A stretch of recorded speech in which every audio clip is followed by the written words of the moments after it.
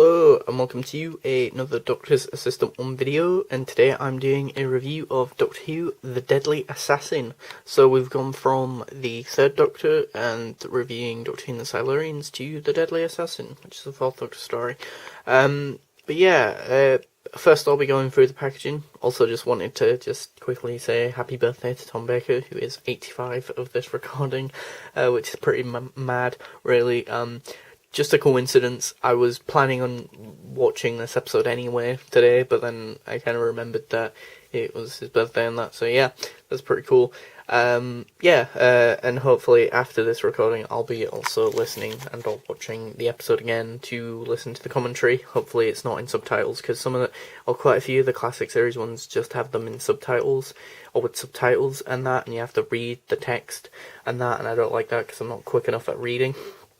But anyway, I'll go over the packaging. First we have a picture of Tom in the sort of Gallifreyan costume, which I kind of like actually. It's kind of unique to this story, I guess. Then you've got Tom Baker in that little bubble. Tom Baker years 1974 to 1981, PG. Then you've got the Master. You've got this lovely sort of sight, you know, like the target sort of thing of the Staser.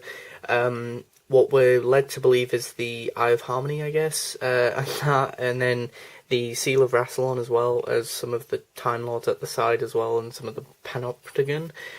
You've got the Doctor Who logo there, Deadly Assassin, BBC, DVD. Then on the spine you've got Doctor Who, The Deadly Assassin, BBC, 2 Entertainment. Then on the back you've got all the stuff about the commentary and that, and special features even. And then the bio, which is actually quite short. And then the strip of screenshots and that. Then on the inside you've got the disc as well as the leaflet with the writer's notes and that.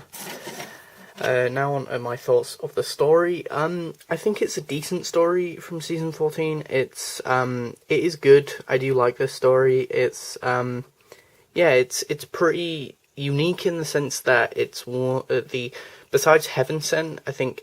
But this one obviously came before Heaven Sent. I think it's one of the few times we ever have the Doctor companionless besides Heaven Sent. I can't think of any other Doctor Who episodes. If you can, please do comment below if there are any other Doctor Who episodes that in the show anyway, purely in the TV show, so not including Big Finish or comics or the EDAs or anything expanded universe or all.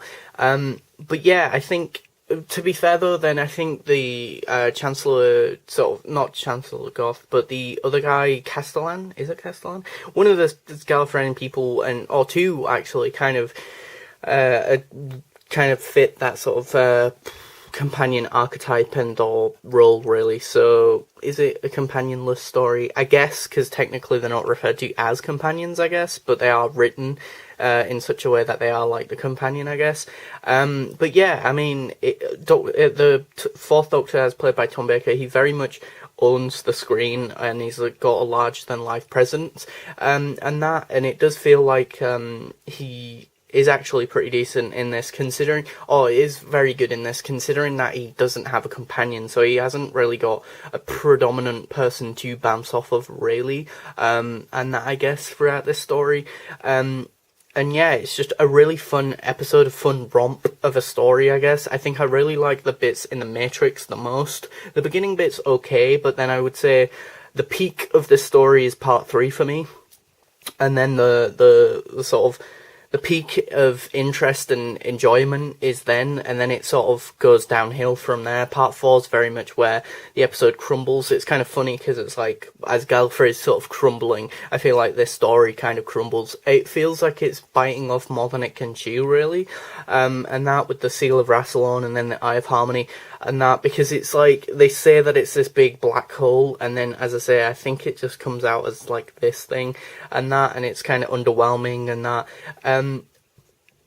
Also, I don't mind Peter Pratt's makeup and all, like the decayed Master look, until the last shot. The last shot always irks me. It looks worse in that last shot at the end, right at the end of part 4, than it does in the entirety of the episode up until that point, which makes no sense to me. It's a really good sort of Doctor Who does sort of the Kennedy assassination sort of story, and that it's quite bold for Doctor Who to do such a thing. I do think that this episode, or if not this episode, The Invasion of Time, these two episodes probably get a lot of criticism for demystifying the Time Lords and that, which I think that's, personally, I think that happens more towards The Invasion of Time and subsequent stories. I think this one's just about, sort of still keeps them aloof enough somewhat, and that, you know. And yeah, sure, the Gallifreyan sort of society and that is supposed to be all this like alien-esque sort of thing, and obviously the budget constraints will be will happen or will be such that you can't realise the alien tech and the alienness and the world that we describe. Much like with the Eye of Harmony, basically. You know, they say it's a giant black hole, then they can't actually realise that.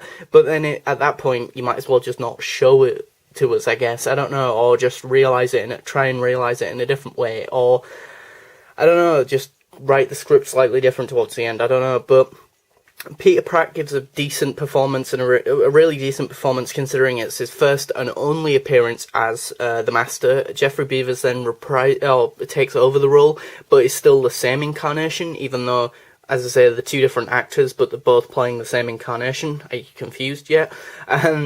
But basically they're both this sort of decayed Master, is all you need to know. I don't know why Peter Pratt only did the one episode. Maybe he didn't like some of the production team, I don't know, or how the story turned out, or whatever. I'm not sure, but considering he only ever played the Master once in this story, I think, as I say, he gives a stellar performance.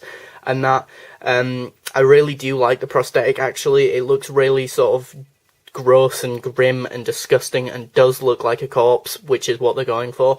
I think it does look really good. I do appreciate that in later stories like Keeper of Traken, or in, as I say, Keeper of Traken, the prosthetics are a lot better and there's a lot more mobility in terms of the mouthpiece, where Geoffrey Beevers can do a lot more with it.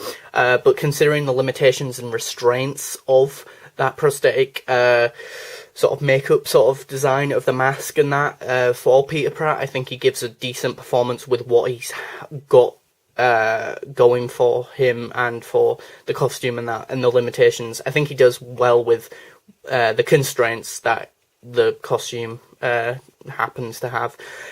Fun fact, this is the first time we ever hear about the Celestial Intervention Agency, which is interesting because as I was thinking about the Gallifrey spin-off series in Big Finish, I was thinking about what story they were first ever introduced in and or mentioned, and it's this episode that they're first ever mentioned, which is quite interesting because, as I say, in the Gallifrey spin-off, I think they're in that quite heavily.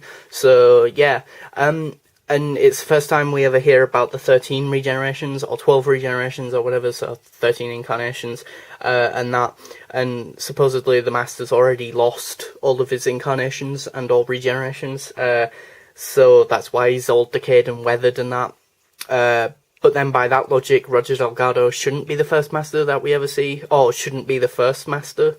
I don't think he is referred to as the first Master, so I assume that there are Masters before him, even though he's the first on-screen Master we ever see. The Gallifreyan people, I love the costumes. It's decent, it's okay. Like, I think, like, the Matrix is probably the bit that I like the most. Bits on Gallifrey are a bit naff and a bit not as interesting. As I say, I think the setup is good and is okay and surfaceable. Then the Matrix is really fun, really cool imagery, really cool sort of romp and fun, energetic, just sort of playful sort of survival of the fittest, you know, when the Doctor's versing Goth and that in the Matrix. And that, and you know, there's that gas mask guy and the horse, and then there's that weird clown and that as well when he like moves some of the sand and that, and there's just so much cool stuff happening in the Matrix, I think. But then, as I say, I think the episode kind of crumbles towards the latter end. I don't like Barusa, I think it is. If Barusa's the guy in the purple robes and that, then I don't really like him in this episode. I think the actor who plays Barusa in The Five Doctors is a much better actor and plays a much better sort of Time Lord character, I guess. Whereas Borusa in this just kind of comes off, for lack of a better term, as kind of a bit of a dickhead.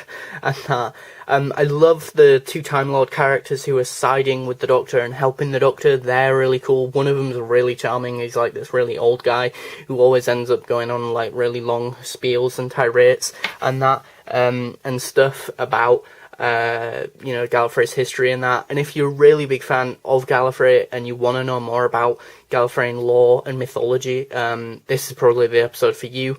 If not, then it's probably not going to be the best story ever, and that for you. But yeah, I'd give The Deadly Assassin a well-earned 8 out of 10. Thanks for watching. Comment, rate, and subscribe.